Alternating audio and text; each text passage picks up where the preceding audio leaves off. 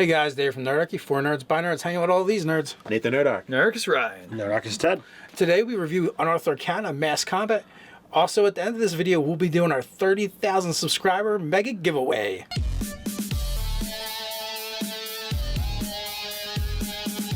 Jump down in the description below where you can sign up for Nerdarchy the newsletter. Get weekly gaming tips as well as learn how to game with us. Unearthed Arcana dropped last week once again, and no more classes. We've gone into a different direction, which I found that a little bit odd, only because they've covered this ground before. But they went back into mass combat for Unearthed Arcana. So now, before we get into this, do we want to touch on the 30K? We should touch on Nerdarchy 30K, which is the war game that's coming to stores near you. No, so we're doing a special 30K giveaway. We'll give details on that at the end of this video. So we'll fill you in on that stick later. around, learn how to win some cool stuff. So with that, 5 pages compared to 9 pages of the original one. This is a more streamlined, simpler. It's not perfect, but I like it better than the original one. The last one had a bunch of objectives you would create for as a DM or someone running the game for the different armies to overcome, and then you'd get victory points. It was this big mini game that changed things up, and you would just tally everything up, and that's how you would determine who won. Where this is more like D&D. Roll It's a die. like die against die, and Yes. the higher number tends to win, is really how it breaks down. 2 armies enter, one army leaves. And I feel like that has its own type of clunkiness, but we'll get through that as we've mentioned in different parts.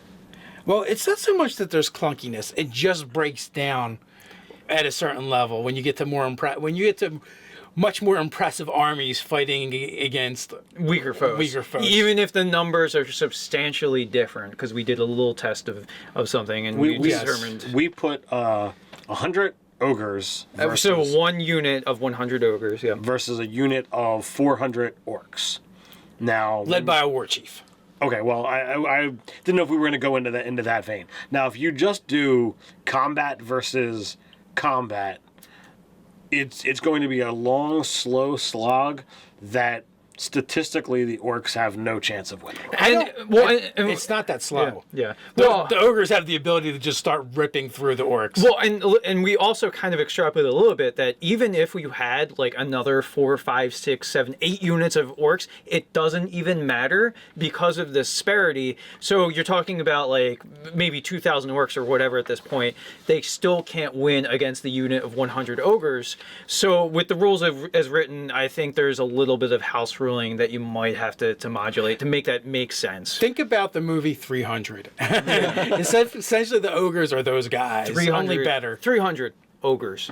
Well, so all right. So breaking down, it's a battle rating. It's very simplified. You know, there's only really 2 things that come into play: is your battle rating, and your morale. Your battle rating is going to be determined by the CR of the unit. Yeah. A unit can consist up to 400 individuals, and then you look at all their CRs. You're going to add them up, and that's their battle rating. Yeah. And you're going to use that to attack and to defend with. And we should also say, so you get either 400 up to medium-sized individuals, but as the creature size gets larger, that reduces the effective number of creatures you can have in that unit. So with large creatures, it does max out at 100 large creatures. So the bigger you have it, the smaller the number size of that unit. Yeah, the range is tiny. Tiny is still 1, which I feel like that probably should be higher. You could have a swarm of tiny fairies. And then it goes all the way up to gargantuan, which is 16. That counts as 16 instead of 1 individual. Yeah. So there's that, and then from there you would determine the battle rating of your armies. You pick out someone's got to be a leader for your armies, and based off of their morale, which becomes another stat basically, and that's going to be the morale is kind of weird because it's very arbitrary for the dungeon master to kind of... You're going to pick, right? You know, you're going to pick. Right? It gives you like this table where it gives you a range. And I found the range kind of hilarious because it's literally armor class from AD&D. Yeah. Yeah. -10 to 10. Yeah. And the morale comes into place only in really 2 places. One, to see if your army breaks, and then who goes first. Yes. Your initiative is based off of morale. It is your morale rating plus 10 plus the leader's charisma modifier. Right. And going back to our example, we messed around a little bit. The orcs will always go first. The ogres will always go last. Doesn't really matter. They don't care. Yeah. Ogre don't care. Ogre does not care. Just like combat, you have several actions that you can take. One of them being the attack action, dash action, disengage, defend, and there's a new action called the guard action, and basically that's just ready and Guard. or they do that, or they're ready until you get close enough so they can attack. So I'm certain there's somebody out there that remembers those old cartoons. Knows what I'm talking about. So I think one interesting to bear out too, when you're taking these actions, because it's armies, so it's large factions of people moving at once, they change the time duration of a round. So a round is supposed to taking 6 seconds. A round is counted as 1 minute of action for units moving against one another. That and unit space is the other thing. Yeah. A unit takes up the space that measures 100 feet on each side, regardless of how many creatures are in it. The unit size is an abstraction to make tracking units on the battlefield easier. And if you're using miniatures, they basically say make 1 miniature, 1 unit. The unit, yeah. So it's like whenever you see the war movies and they got the stick where they're moving things around. Yeah, that's basically that. We must that's what attack you're doing. here, and here. But the two generals sit down and they roll dice instead of fighting each other. Exactly. Yeah, I feel like in most D&D games this is going to work fine for your game. It's just when you get to huge, vast differences in armies. But again, also this is where your player characters are going to come in and they're going to help out tremendously. Yeah. Like when we used our example of the orc versus ogre, at first we didn't really worry about a commander. Then we said, well, what if the orcs are led by an Orog, someone superior? And the truth of the matter is, if you get a leader for half orcs, they're actually going to probably be inferior physically and could actually make their battle rating go down because it's going to be like a half ogre or something, somebody that's smarter, I would think. Yeah. But so so what that does is the war chief makes things a little bit different in the sense to do this the way they're talking about. When you dial down to the combat, the war chief would probably have to like almost act on his own, and he could potentially whittle down ogres by himself. Because he himself makes the change in the size to go from a battle rating of 80 to an 82, but he's a challenge rating 4 versus the orcs of a 2, or the ogres of a 2, orcs only being a half, so he would be able to take out ogres and thus begin depleting their battle rating. And that's the advantage of in the system where you can do like characters in, or having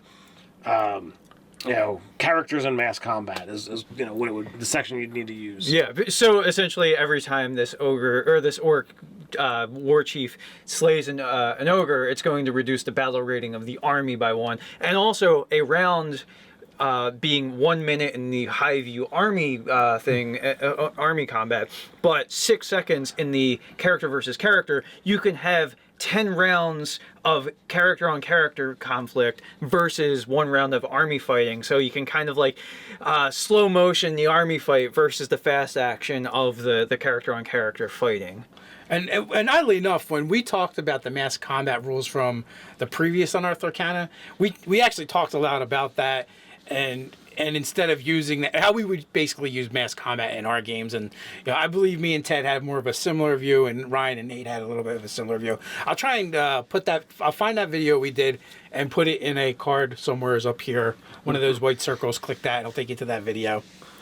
But yeah, so. And that was more like a mini game, where this feels more like a kind of a regular D&D combat. Yeah, it's going to be pretty streamlined, and especially if there's not crazy disparity between the units that are going on, or the players really have to turn the battle. But I still wouldn't recommend the 100 ogres versus a unit of 400 orcs ish like that. It's just never going to go well. Like maybe 50 ogres makes it kind of play out. Well, in that example, there's the difference of 18 in their battle ratings between, if you're using the Orog example. And that means that the orcs have to roll high 19s and 20s when the ogres roll a 1 for them to do any damage to the ogres' numbers. It's just that to whittle down their battle rating. Right. And that disparity, that 18 difference. And when we originally did it, it was 80 to 100. We didn't have a leader in there, and then it's literally impossible for the ogres to get any damage whatsoever using this particular system.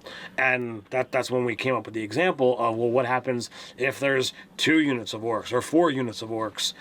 And going by this, it doesn't matter because it's unit versus unit. The only thing it actually did by increasing the number of units of orcs was, 1, the orcs would get to roll with advantage, and 2, there would just be more chances for the morale to fail. Well, within 500 feet, once one unit breaks, they're all making morale checks. Yeah, but my point was actually that there would be more chances for the ogres to roll low and the orcs to roll high, but it would still be very low. Yeah. This is a I don't usually say this much for 5th edition because I love advantage and disadvantage. This is a spot where I feel like disadvantage and advantage don't really work well when you have higher ground or when you are defending from behind the city walls, because if you have too much disparage in the battle rating, you could be behind a castle and still lose, even though a castle is a fantastic tactical advantage. But because of just simply, you can only get so high. You rolled 19 or 20, and that's it. So with the rules, maybe like you add rules that like if you have a castle that adds to your battle rating because it makes it harder to harm you, like maybe that becomes a thing. That's like that would actually be a good idea where the castle itself offers a battle rating. +5, +10, something like that. Well, in that case, this was saying like if you're behind it, like a +5 or a +10 rather than advantage or like extreme advantage or whatever you would say it was. Extreme. Extreme. So one thing I was talking about, if you had a multitude of units gathered against like one really strong unit or a few strong units, that like maybe it's just that anytime somebody's attacking, one unit is attacking another unit, that it says that you can whittle down by 2 or even up to 5 depending on the disparity of rolls of reducing battle ratings, right? So I'm thinking like maybe every time a unit attacks, like no matter what the difference is in the 2 rolls, the attacking unit still always reduces the battle rating of the one they're attacking by 1 because it's just an exhaustion, a wearing down effect. So this way numbers start to affect the outcome of an encounter, because that's going to matter. If you have 8 units of orcs against 1 unit of ogres, like eventually every round wearing them down by 8, now that's starting to do something in the combat. Unless the ogres go first and they just smack 5 right off. Yeah, that could happen, and then morale checks and things, lines roll up. But at least there's a chance. So what you're saying is at least there's a chance. So, I don't know. I looked at this and it's not a perfect system, but I definitely would like to actually give it a shot. So, tweak it a little bit, maybe. There's a number of floating plot lines that were previously discussed in my particular Griffin Gaff campaign. So mayhaps sometime in the near future, I'll give this a shot. Yeah, I really feel like a fortifications rule would definitely be useful, or as well as siege weapons, or a siege weapon is at its own unit, and because it doesn't really have a challenge rating, so that part becomes a little bit hard. It does have a size, but figuring out what a ballista crew would be worth or a catapult crew would be worth would be interesting. Ogre trebuchets. Yeah. If you need to have no, they just throw spiked goblins. Yeah. If you need to have They load themselves. If you need to have mechanics, here is a rule set that allows you to totally do a dice off. And I think we talked about in our previous one that there's no problem to actually use narration and just describe what you want to happen, and maybe just make dice rolls to determine. Sometimes nerds just like to roll dice, though. I think this is a much better base system than the other one. I didn't like how much the other one felt like a mini game, where this one does really feel like just playing Dungeons and Dragons with a lot of guys. This one's close. Like I think like a few minor adjustments, and we have a viable system. Like a fortification and siege weapon add on to the battle rating, and I think we're pretty close to being where we need to be. And again, like that minimal attrition rule might also go a long way. Yeah, or if you had the numbers by that much, maybe that adds to your battle rating or something, as opposed to just being advantage or disadvantage. So with that, we would normally end our video here, but I don't think we're going to, because we got stuff to give away. First of all, if you want to win the stuff that we're giving away, this is for anybody that watches our videos. We would very much like it if you hit the like button, if you were a subscriber and you shared the video.